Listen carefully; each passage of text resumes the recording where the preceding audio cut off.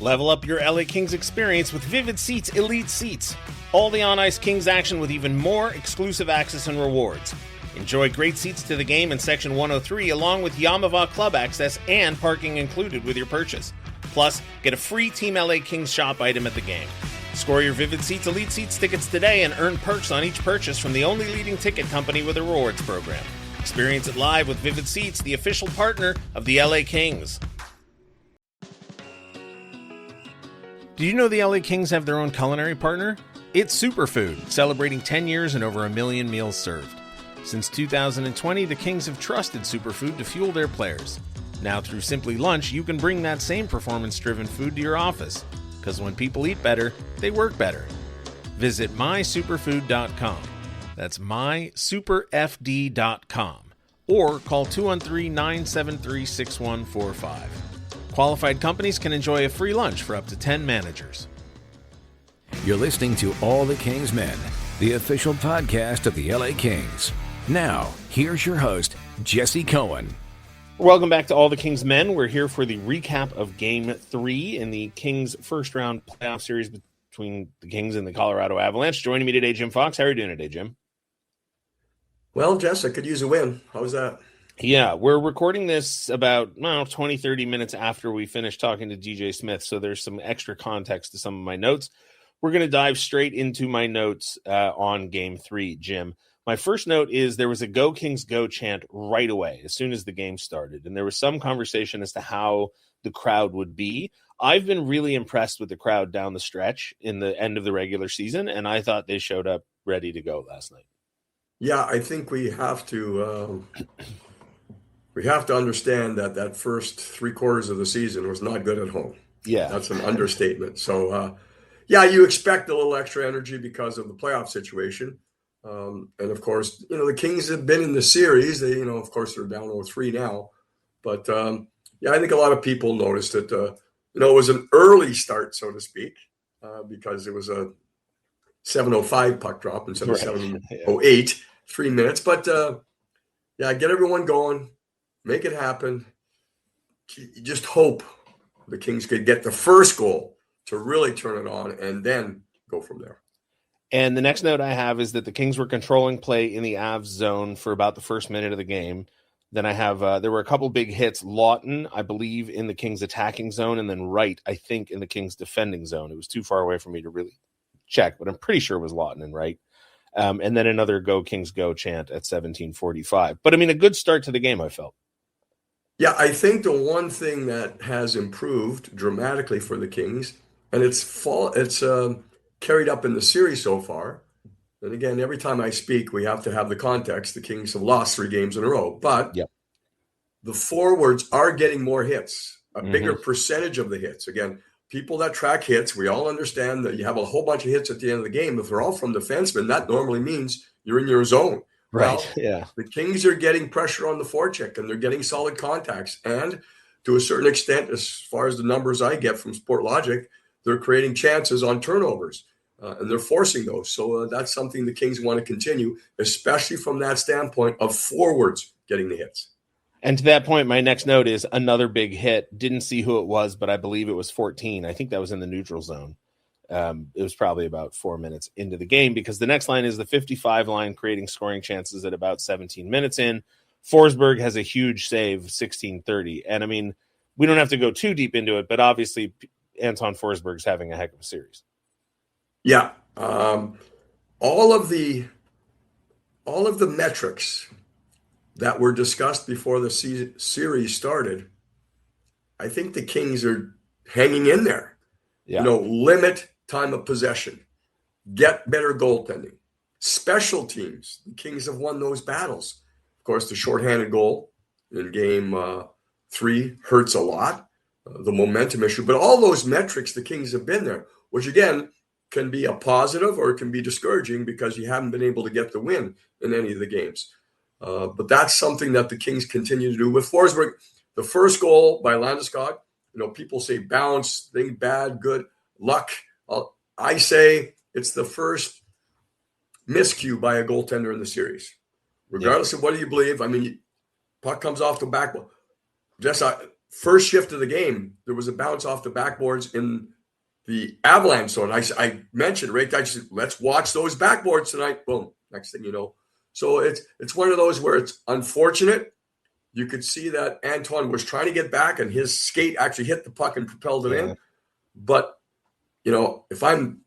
that is the first miscue of the series by a goaltender. So I'm going to read the next 5 notes I have because that's going to take us through that goal. The next note I have is 29. That's Makar. Their line flying in the off zone to set up offensive chances. Kempe's scoring chance on doorstep. Good pushback by Kings after a flashy Avs shift in their zone. Another good shift following the Kempe chances. Then in all caps, oh, come on. Puck bounces off the backboard, sneaks past Forsberg. Can't have those kinds of goals. It's just bad luck. Backbreaker, ? I hope not. But then the next note is Kings almost answer right back with a fourth line. And I suppose now is as good a time as any to say I've actually been – I'm not sure if it's a good idea or not because obviously the series record is what it is. But I have been impressed with how committed DJ Smith is to going to the fourth line in big minutes – or in big moments, I should say. No, you're right. And that's, it's a topic that he discussed before the series started. And he was point blank saying we cannot win this series without the fourth line. Now, they have been effective. They're effective in limited spaces. Of course, you've got to get the puck down low. They've created a couple of chances off of that. I think, when you go end to end back and forth, the foot speed is a concern. But once you get the puck into a limited area, they can be effective. And they have been. The one thing they have been committed to, and everyone has, and that is taking the body. Again, back to what we talked about earlier, forwards getting hits, and that line has done it. Excuse me, sorry. The next note is after the Kings goal. I just wrote, it sucks that they had to fight back so hard to score that goal, and it was a nice goal, and it was great, and the game is just tied. And there's nothing to be done about that. It's just a shame, Yeah, again, that's back to, if the Kings could get the first one, maybe that just changes not only the complexion, all of a sudden Colorado's chasing a little bit, all those types of things you would think about. Of course, that they did have a lead in game 2, but couldn't hold on to it. As the Byfield play, there was a lot of details on the Trevor Moore goal. And it started in the neutral zone with, again, twice Quentin Byfield with his stick position and hounding pucks created turnovers in which the Kings were able to counteract. I think that's the biggest improvement. I've mentioned it multiple times since DJ Smith has taken over. I think the Kings are still doing their job check for chances, but how they're getting those chances are coming on quick transition, like the Trevor Moore goal, the outside speed, drive to the net. But it comes after the Avalanche had total control and total possession of the puck. How quickly you can counterattack, that's huge, and the Kings did there. Next note I have, and it's I'm going to sort of cheat on the order, but multiple times last night I wrote down Kempe appears to be flying. Like just skating wise, I felt like he was doing a really excellent job. But a lot of times I felt like he was on his own script. Like it didn't feel like his line was either capable of or interested in matching what he was doing. And so there were a lot of times where he would draw my attention with what he was doing, but it didn't sort of build to anything because there wasn't anybody there with him. I would go the other way. Okay, fair enough. I mentioned it a couple of times that the Kings, it's quiet. Kempe has been quiet. I would agree with you on certain. When he did get the puck a couple of times, then he was in between. Mm-hmm. I'm not going to say no man's land, but there was a slight hesitation, and that prevented him from connecting with his line mates. So that's my take on it. For whatever reason, I don't think Adrian has been on top of his game. I think, when you're playing with Panarin, you do become more of a receiver and almost a shooter more so. We know Adrian has a good shot, but there's a lot of times he has the puck. That goes away with Panarin. And you have to look, and I think at the end of the regular season, Adrian really kind of figured out that I'm going to just be a shooter now as much more so than I was before Panarin got here. And it was good. He was productive. I just found him in between a couple times. I hate to say it. You know how I've applauded his playoff action in the past. And, getting involved physically, grinding, he's there. It's just when it came to actually handling the puck and making a play, a little bit off. My next note does not have anything to do about the game, but I thought it was funny. So I just wrote, took a break from notes to fight with Hoven about something dumb. Avs appear to be tilting the ice over the past few minutes. I was not paying rapt attention because, like I said, I was engaged in a very dumb conversation with John Hoven. There you go. But as I was writing that, the next note is Kings pushing back since I wrote that, which is the ice appears to be tilting towards the Avs side. Floater doesn't go in for Colorado, net dislodged, 6:27 left in the period, and I wrote the Kings get lucky. I don't know. Floater is not. It wasn't floating through the air. It was one of those plays where felt like the guy almost lost control of the puck, and so it was just sort of lazily sliding across the ice. But it looked like it in a different world. Maybe that goes in, but the end result is the net gets dislodged and play is stopped, and so no harm, no foul, I guess. Kings wind up. You're bringing it. Yep. Go ahead, Jess. Well, I was going to say the Kings then first power play of the night, and I was just begging for them to tie it up because at that point Colorado had taken a 2-1 lead. There was before the 2-1. Mm-hmm. There was again one of those areas that everyone felt that Colorado can control long segments of games. I mean, the Kings controlled the 7 to 8 minute segment before Makar scores the 2-1 goal. I mean, I thought they did. They, again, control. That's not dominate. That's just, having more attack time, zone time. At the end of the game, again, at the end of each period, the zone time was in favor of the Kings. No one going to the series thought that would be the case. So, and then Makar makes a play. And it's interesting because with all the talk, and there should be, of all the skill that the Avalanche have, take a look at their goals. Their playoff style goals, their shots with traffic, there's driving, those types of things. I mean, of course, the shorthanded was something where, that's where I get a break comes in because it's a broken stick or at least a shank stick by Kempe. He has the one-timer attempt, he shanks it, and all of a sudden the 2-on-1 the other way. But I thought leading up to the Makar goal, I thought the Kings were playing a real controlled style. They had the puck, they had possession. And then again, Colorado, that's where you give them credit. If you're Jared Bednar right now, and I know from the outside, you hear the same type of stuff. The Avalanche are up 3-0, but they've actually been criticized because they have not been generating as much as people thought they were going to.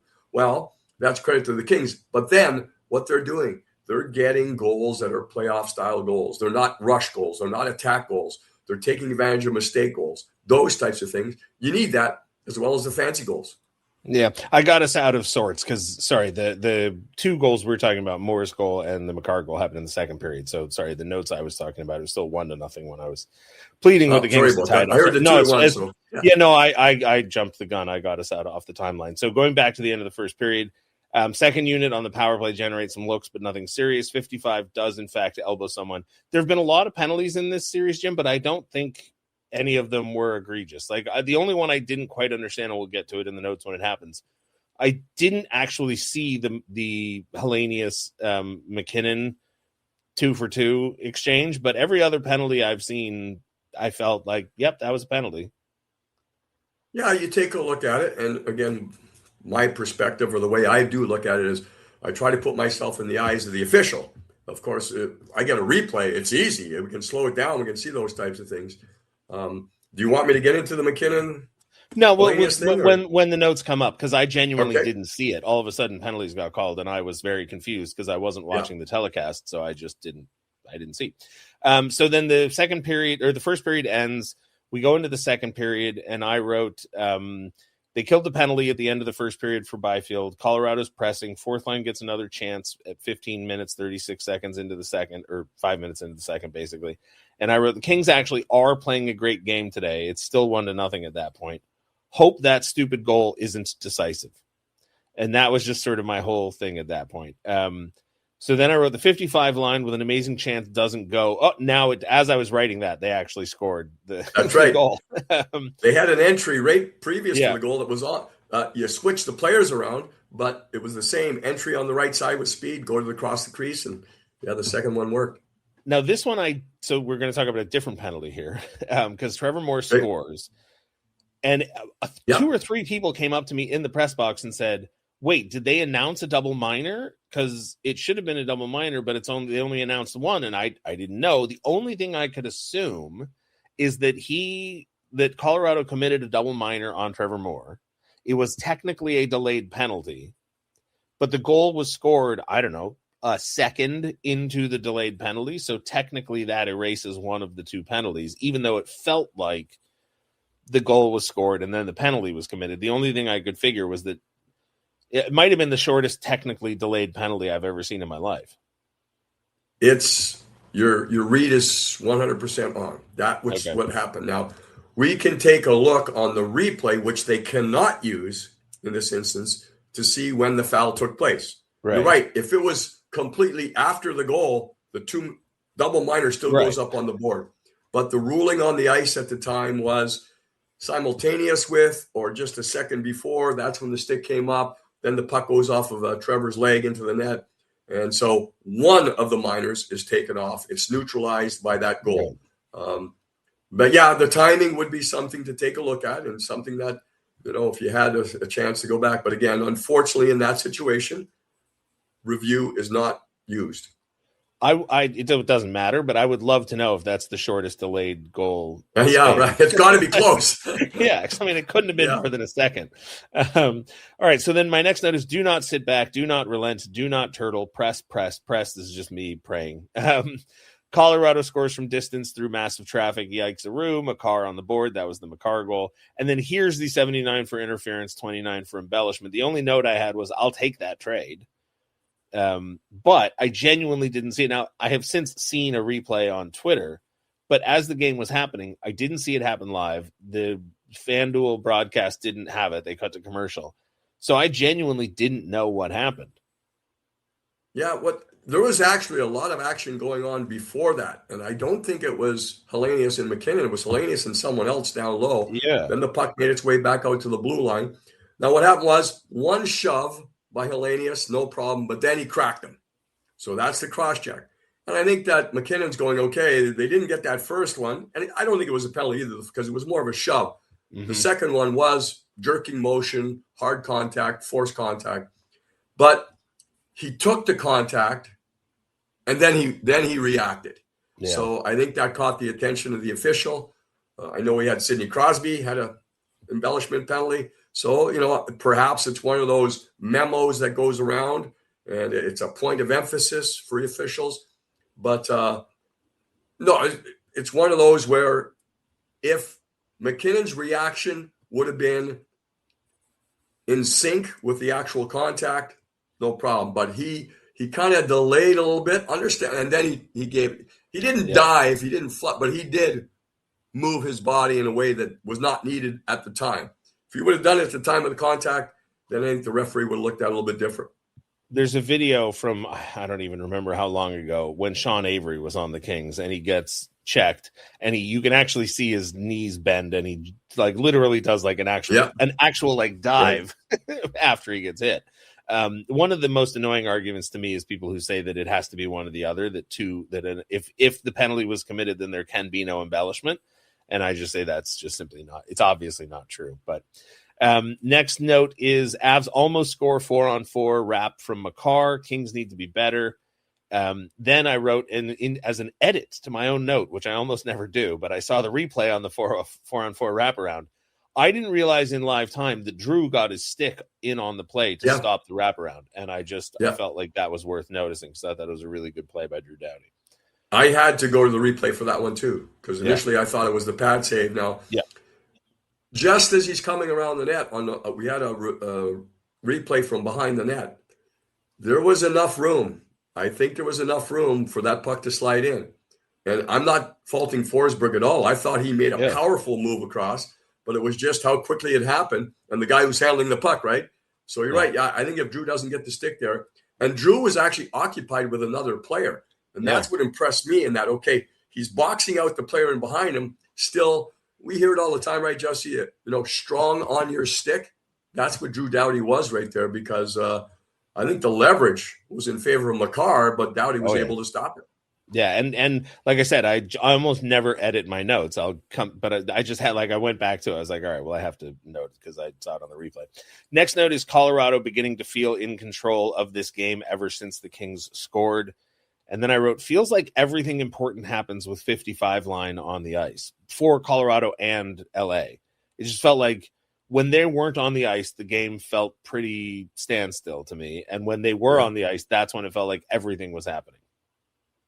And we, like you mentioned, we just were with DJ Smith. And I mean, he's basically saying that Quentin Byfield has been the best player in the series. Again, he's been given shutdown responsibilities at times, but along with that, the ability to have that counterattack, which led to the goal, the backhand pass he makes on the goal. But you're mentioning, the physicality he's involved in. And DJ used something that I use quite a bit too. It's like, if you're watching your first hockey game and you just go, at the end of the game, you go, that 55 was pretty good. That's the way he's playing right now because it's both sides. Now, to be completely honest, there were segments of this season and segments of career for Quentin Byfield where he's noticeable, but there's no production. Well, now he's noticeable and there is production. And some of that production is thwarting the other team, stopping the other team from scoring. That's part of the production. Save a goal is good as scoring a goal. So he's in on both sides right now. And, DJ was extremely complimentary. And you could tell that there's a relationship there with Quentin Byfield. And, I think it goes to Trevor Moore. DJ has a way of, just taking a different look at it. He has a more of a relationship with Trevor because he coached him when he was in Toronto. So he has that. But I look at Trevor, like the way his mentality, his changed completely. He is a confident person now, like not even a hockey player. He's a confident person. And I think DJ Smith has a lot to do with that. And I think Trevor Moore can learn a lot from that. Because I think in the past, perhaps Trevor's worst enemy was himself for getting down on himself. Now it looks like he realizes that he can have a big, big positive factor on a game. The next note I have is Wedgwood McFlurry saves.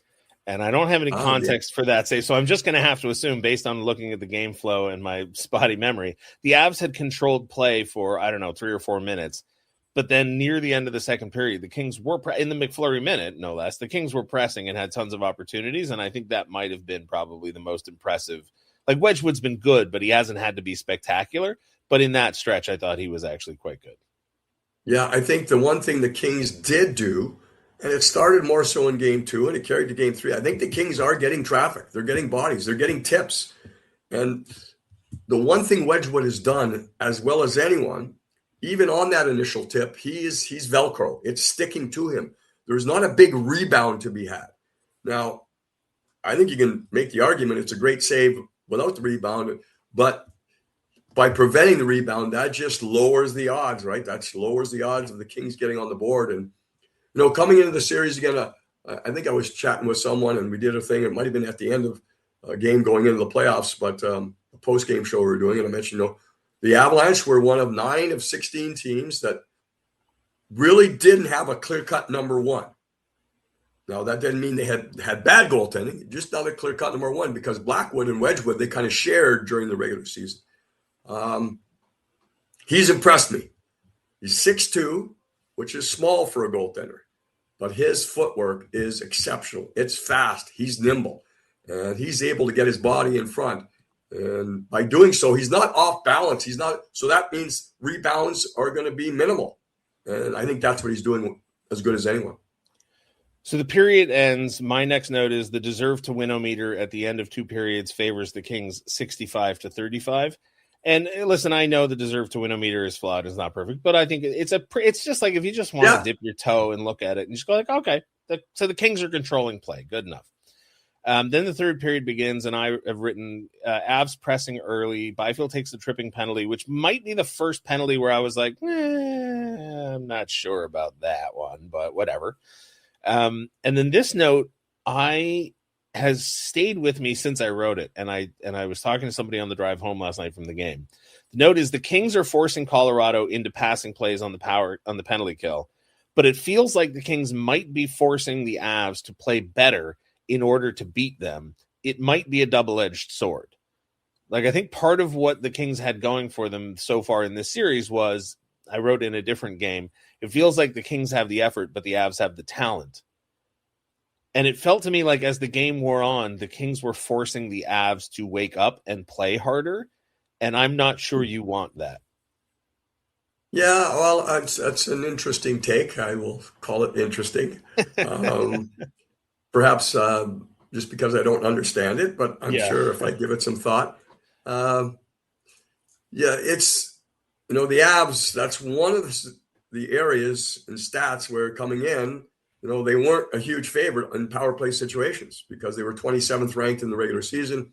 Hmm. You can see they have all that talent, but they don't have a take charge guy with shots, and that's what every power play needs. But I don't know if, to your point, if the Kings are playing well, and yes, it should force the Avalanche to up their game. And like you Yeah, I said, yeah, guess. you might, but it's better than the opposite because coming in this, it has not happened yet. But coming into the series, let's hope, let's pray it doesn't happen in game 4. I mean, the Avalanche were expected to dominate segments of a game and at least have one blowout game. And again, unfortunately, down 0-3 and all of so many of the metrics that everyone talked about before the series, the Kings have limited the Avalanche.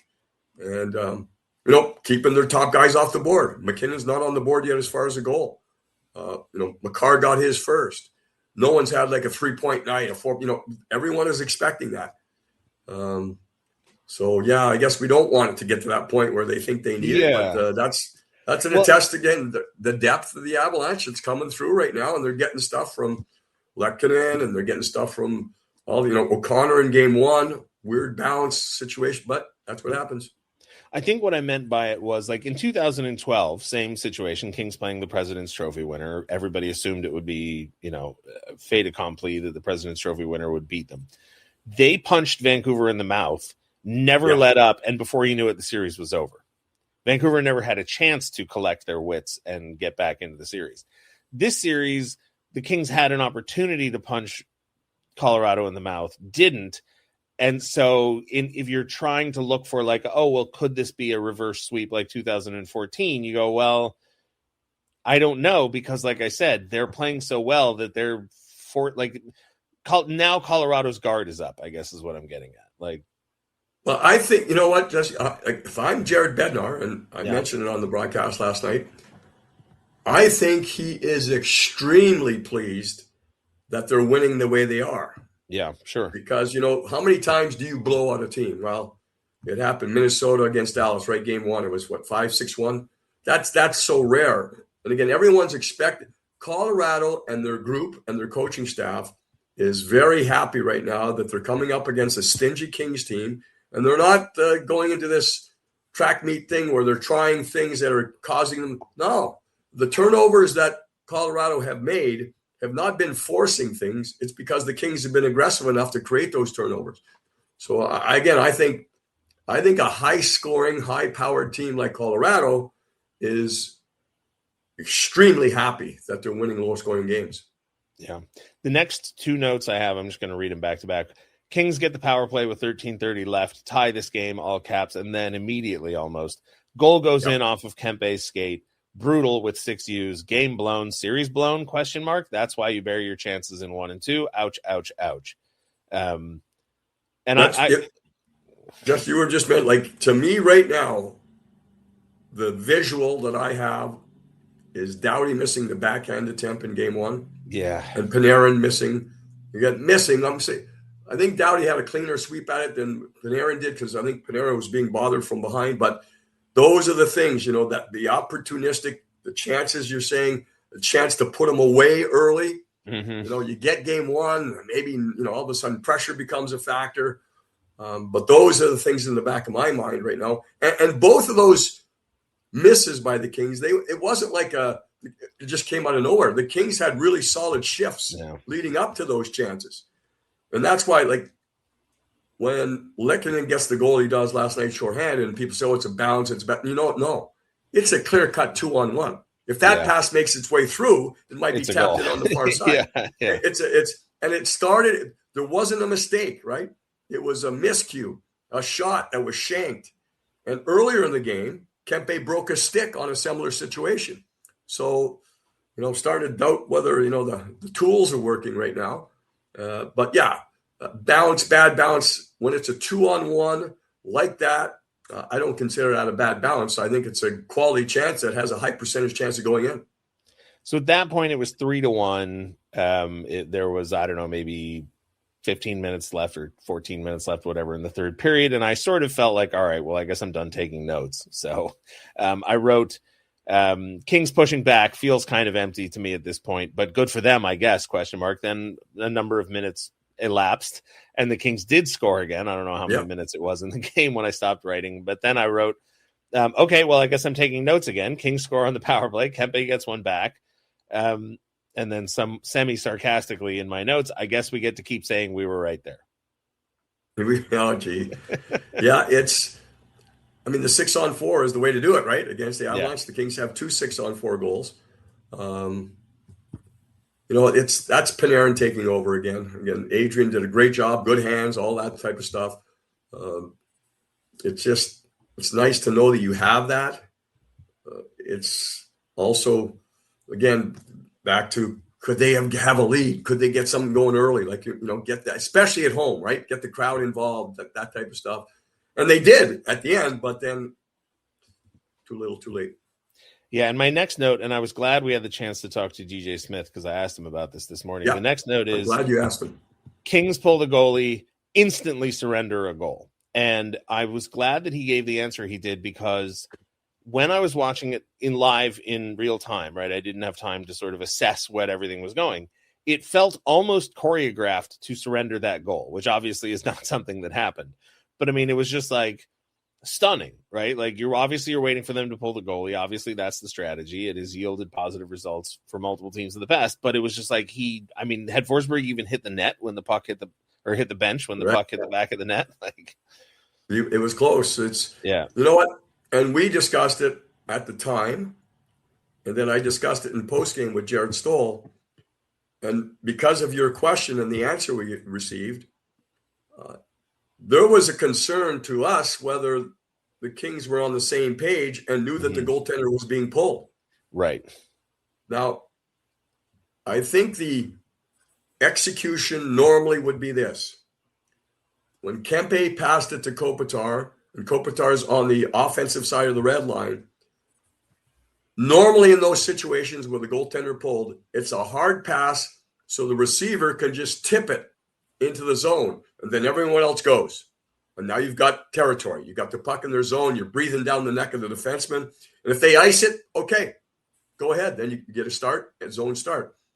Well, Kopi, I guess, I didn't really see it at the time, even on replays. I guess he mishandled, or they said puck bounced on him, those types of things.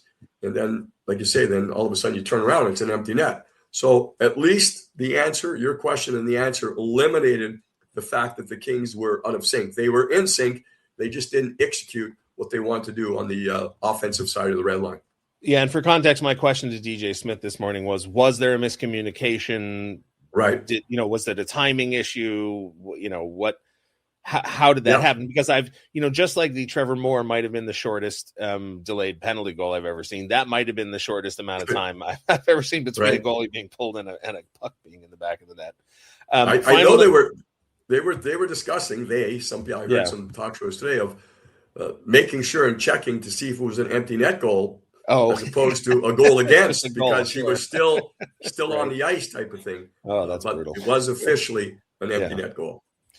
Final note on the night, self-inflicted wounds cost them this one. What a dumb game. And that dumb game is obviously just my emotional response. But this one, and I said it to Jared Shaffrin, I think at the end of the second period as I was walking to the elevators, and we've already talked about it. But last night's game, obviously I thought the Kings played better than Colorado. I thought that was the best played game they had all series. And I understand and appreciate DJ Smith's answer this morning when I asked him if there was any thought to switching things up. But to me, the biggest takeaway on this one, Jim, is that's why you had to have one of the two in Colorado. Because you can't control. If this was a game where, like, okay, you say that one goal that went on off of Kempe's foot was a good play by Colorado. It was. But this is a game where, in a different universe, the Kings win 2-1. Yeah, you can't. Again, I'm back to the missed opportunities earlier in the series. Yeah. Then the opportunity, again, the metrics. Win the special team battle. Well, the Kings did. Yeah. In games 1 and games 2. And they didn't win the game. Those are the things. Okay, you've got to have possession time, at least limit. The Kings have. They actually led in game 3 in possession time, which I don't think anyone thought. So all these metrics hold the other teams, the high-powered offense. Natchez doesn't have a goal. McKinnon doesn't have a goal. Okay, Makar's on the board, yes. So all of this, that's, I guess this is the best example of throwing out those numbers because it's a 60-minute effort. Sometimes you need more. Sometimes you need a bounce. The tying goal in game 2, cleanly won faceoff. Yeah. Then Ceci goes low around the wall without any foot. We went over it in the pregame show last night where first mistake is the attempted clear by Ceci. If you're going to do that, usually you go high on the wall so that the defender's keeping it in. He has to kind of keep it in. He can't really make a play with it. The second thing was wrong. And Ceci, most teams and the Kings do too. In that situation, the system says keep the puck on the strong side. Don't go all the way the other way behind the net. Don't go long rim. Don't. You keep it on the strong side. That's the system. So the thought process was executed. But then too low, so the defender didn't have to worry about keeping the puck in. Second thing, no winger is in sight anywhere near that. So now the defenseman, I think it was Taves, could make a direct pass as opposed to just putting it down the wall again. That's what would normally happen. And then, of course, the coverage in front, 2 Kings go to 1 man, wide open. So all these things, you're right there. And that's why the Kings are down 0-3. They've won a lot of the metric battles, and they have not won the game. And that's obviously very concerning. One more piece of context that DJ Smith gave us this morning after practice. I asked him, I said, you're for all the positives and anything you want to rave about, you're still down 0-3. So, do you stick with what you've got and hope that you can, extend the series? Or do you try and do the total opposite and just think like, all right, mix it up totally? He said, obviously you have to evaluate, but they're not going rogue, I think was the word he used because I had used that word. But then I asked him about mixing up the top 6, and I was actually surprised to hear him say that, yes, that was not necessarily that they will, but that they would, that everything is basically, would be considered. Yeah. The thing that just stood out when you said, Justin, the way you said it, I'm just going to go on the way you said it. Yeah. Of course, you're going to emphasize the positives. Sure. Yeah. You're down 0-3. You can't. You could go into all the negatives and every mistake. We just went through a mistake on the tying goal in game 2. But no, you're playing the next game. You've got to do the best job possible to get the guys in the right frame of mind. So they're going to keep bringing back all of these numbers we've been talking about and how the Kings have done very well, done better than expected. You keep bringing that back. Again, I thought it was another great question by you because, I think we'll see a change. You don't want to change Byfield line, right? The Kopitar line, maybe, or maybe you do that to go ahead. Well, the reason I asked it the way I asked it is because, yes, obviously the Byfield line has been just statistically as far as like shot attempts for versus against. That's been their best line and consistently good. But as I said, you're down 0-3. You've only got 2 or 1 5-on-5 goal, I think, in the series. If you're going to have a guy like Kuzmenko in the lineup, who only played, I think, 10 minutes last night, give or take, he feels to me like a guy maybe you put on one of the top 2 lines. Okay. And then, unfortunately, you're just limited in how many changes you can realistically make because the roster is just, you only have so many guys. Like, you can't. I wish we could say, let's just put Connor McDavid on the top line, but Connor McDavid don't play for the Kings. So, but I mean, I thought it's good. It's like you said, they're probably not going to go rogue, but he is considering things. Now, again, when you break up if you break up that line, what you're doing it for, right, is not because they haven't been working. It's to spur on another line. Kuzmenko comes back in. He comes in a 4th line role. I think that's understandable. To expect them to come back in, have not played since February 25.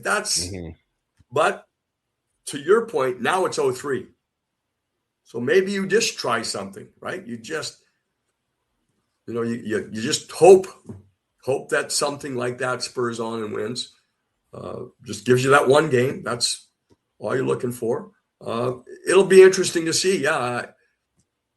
Does Joseph come back in? Again, now we're talking about fourth line. That shouldn't be a huge impact. I thought he had a hefty, but now he was on the ice for the overtime goal.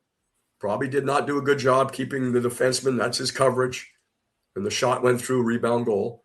But, as far as that physicality you're talking about, so, yeah, there's decisions to be made. And we knew that would be the case. And I'm going to cry right now. But, Kevin Fiala's not available. I talked to Jared Shaffrin about it a little bit at the end of game 2. This is one of those things where I just don't actually, shocking, I know, don't have an opinion about what you do as far as lineup changes. Like, to me, it's a damned if you do, damned if you don't thing. If you make changes and lose, then it's your fault for making changes. And if you don't make changes and lose, then it's your fault for not making changes. So it's like, well, okay.